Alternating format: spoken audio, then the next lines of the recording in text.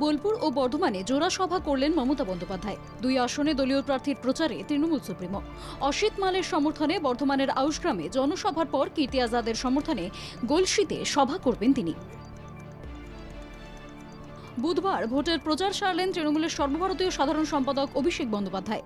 প্রথমে জঙ্গিপুরের তৃণমূল প্রার্থী খলিলুর রহমানের সমর্থনে রঘুনাথগঞ্জে প্রচার সারেন তিনি। মুর্শিদাবাদের লোকসভা আসনের তৃণমূল প্রার্থী আবু তাহের খানের সমর্থনে জলঙ্গিতে রোড শো করেন অভিষেক বন্দ্যোপাধ্যায়। দ্বিতীয় দফার শেষ দিনের প্রচার। লোকসভা নির্বাচনের দ্বিতীয় দফায় ভোট গ্রহণ আগামী শুক্রবার। দেশের ৬৮টি আসনে হবে ভোট গ্রহণ। বাংলার ৩টি আসন দার্জিলিং, রায়গঞ্জ এবং বালুরঘাটে নির্বাচন। ৩ আসনের প্রচার শেষ হয় বুধবার বিকেল ৫টায়। নির্বাচনের মধ্যে আবারও বিজেপির গোষ্ঠী কোন্দল প্রকাশ্যে। বিজেপি পার্টির অফিসে মদের আসরের প্রতিবাদ করায় বিজেপি কর্মীকে বেধড়ক মারধর। অভিযোগ বিজেপির মণ্ডল সভাপতির বিরুদ্ধে। আহত ব্যক্তি খড়গপুর মহকুমা হাসপাতালে চিকিৎসাধীন। দুবরাজপুরের শাল নদীর ব্রিজে দুটি গাড়ির ধাক্কায় আহত প্রায় ৭ জন। ব্রিজের মাঝখানে দুটি গাড়ির ধাক্কায় পিকআপ ভ্যানটি ছিটকে পড়ে নদীতে। দুবরাজপুর খয়রাশোল রাস্তায় দুর্ঘটনার জেরে বেশ কিছুক্ষণ যান চলাচল ব্যাহত হয়। বালি বোঝাই ঘাতক লরির চালক ও খালাসি পলাতক। বালি ব্রিজের উপর থেকে গঙ্গায় ঝাঁপ আত্মঘাতী যুবক। খবর পেয়ে ঘটনাস্থলে আসে বালি থানার পুলিশ। ওই ব্যক্তির নাম পরিচয় এখনো জানা যায়নি। ঘটনার তদন্ত শুরু করেছে বালি থানার পুলিশ। বাসন্তী হাইওয়েতে মর্মান্তিক পথ দুর্ঘটনা। বুধবার সকালে ভাঙড়ের জাগুলগাছি এলাকায় ট্রাক ও একটি মোটর ভ্যানের মুখোমুখি সংঘর্ষে আহত হয় ৪ জন। ইট ভর্তি ট্রাকটি ঘটকপুকুর থেকে সোনারপুর যাওয়ার পথে দুর্ঘটনা। ভস্মীভূত হয়ে যাওয়া মেলাবাগান বস্তিতে বাসিন্দাদের ফেরানোর বিষয়ে পরিকল্পনা শুরু করেছে স্থানীয় প্রশাসন। গত ১৩ এপ্রিল বিধ্বংসী আগুনে পুড়ে যায় দক্ষিণ দমদম পুরসভার ২২ নম্বর ওয়ার্ডের মেলাবাগান বস্তির শতাধিক ঘর। আগুনে ঝলসে ও ধোঁয়ায় দমবন্ধ হয়ে মৃত্যু হয় একাধিক গবাদি পশুর। ডানকুনিতে ওষুধের গোডাউনে অগ্নিকাণ্ড। দমকলে ১০টি ইঞ্জিনের কয়েক ঘন্টার চেষ্টায় আগুন নিয়ন্ত্রণে। আগুনে ভস্মীভূত লক্ষাধিক টাকার ওষুধ। হতাহতের কোনো খবর নেই। শর্ট সার্কিট থেকে আগুন বলে প্রাথমিক অনুমান। দক্ষিণবঙ্গে তাপপ্রবাহের পরিস্থিতি। শনিবার পর্যন্ত দক্ষিণবঙ্গের সব জেলায় চলবে তাপপ্রবাহ। ২ মেদিনীপুরে বৃহস্পতিবার পর্যন্ত তীব্র তাপপ্রবাহের সতর্কতা।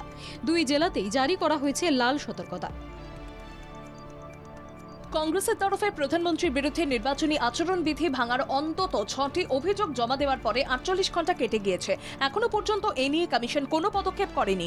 কংগ্রেস নেতৃত্বের প্রশ্ন, নরেন্দ্র মোদী কি সব অভিযোগের ঊর্ধ্বে?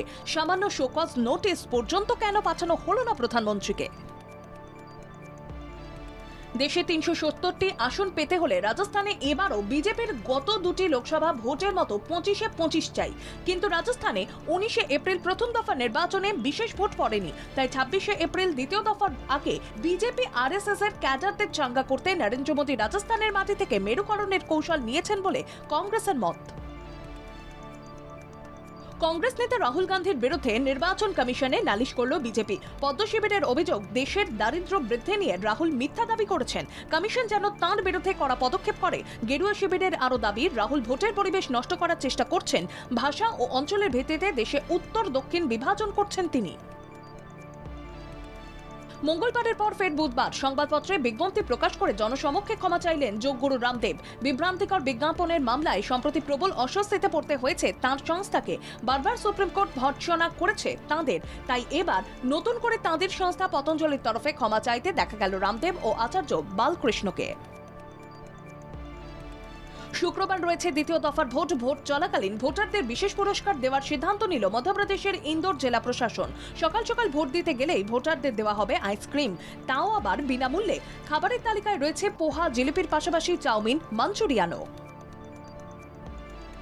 কেন্দ্রীয় ওষুধ নিয়ন্ত্রক সংস্থার প্রাথমিক ছাড়পত্র মিলেছে ওরাল ক্যান্সার স্ক্রিনিং কিটের। দেশে প্রতি বছর অন্তত ৭৭,০০০ মানুষ ওরাল ক্যান্সারে আক্রান্ত হন। অধিকাংশ ক্ষেত্রেই প্রাথমিক অবস্থায় বোঝাই যায় না এই রোগের অস্তিত্ব। তবে এবার বাড়িতে বসে ১০ মিনিটেই জানা যাবে আপনি ক্যান্সারে আক্রান্ত কিনা। সলমান খানের গ্যালাক্সিতে হামলার ঘটনায় একের পর এক তথ্য প্রকাশ্যে আসছে। এর আগে তাপি নদী থেকে একটি বন্দুক উদ্ধারের খবর জানা গিয়েছিল। এবার খবর, ওই জায়গা থেকেই উদ্ধার হয়েছে দ্বিতীয় বন্দুক। মিলল তিনটি ম্যাগাজিন। পাপারাজ্জি যেভাবে তার ছবি তোলে তাতে তিনি রেগে যান না, তার খারাপও লাগে না, তিনি কোনোভাবেই বিরক্ত বোধ করেন না। তার শরীর সাজানো গোছানো বলেই পাপারাজ্জির ক্যামেরার ফ্ল্যাশ তাকে দেখলে ঝলসে ওঠে। একটি সংবাদ মাধ্যমের সাক্ষাৎকারে এমনই মন্তব্য করলেন নোরা ফাতেহি। গত মরশুমে অস্ট্রেলিয়ান ওপেন, ফরাসি ওপেন ও যুক্তরাষ্ট্র ওপেন এই তিনটি প্রধান টুর্নামেন্টে চ্যাম্পিয়ন হয়েছিলেন নোভাক জোকোভিচ।